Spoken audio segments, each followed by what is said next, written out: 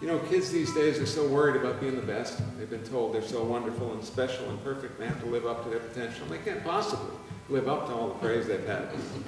It's a terrible pressure.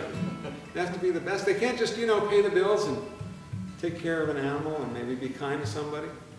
And then I heard the word adequate on the radio on my long drive, and I thought, what a nice word. Out of that came this song.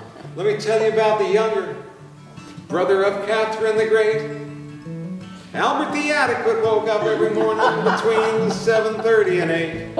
He had a job, he'd doing something, but he wasn't always sure quite what. He never left the house without feeding his cat and pulling the door tight shut.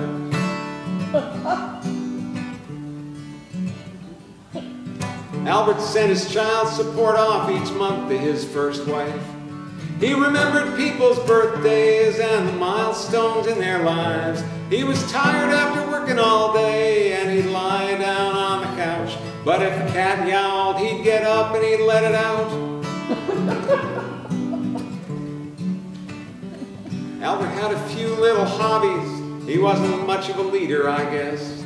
But if anyone needed help, Albert always answered yes. And if he said he'd do something, you could count on him. He would show up with his crooked little grin.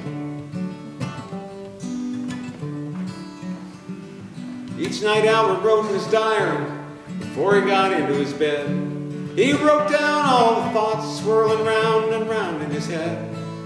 What he'd done that day and what he'd heard and seen. Then he drifted off into his very private dream. When Albert died, his will gave the people quite a start. He had saved a ton of money. He divided it up in parts for his children and the food bank and the homeless shelter in town. He wanted to help out people whose lives were headed down. This is the story of the younger brother of Catherine the Great. Albert the Adequate never needed to eat off a silver plate. He didn't need anyone to know the kindnesses that he did. He knew, and that was enough for him. He knew, and that was enough for him.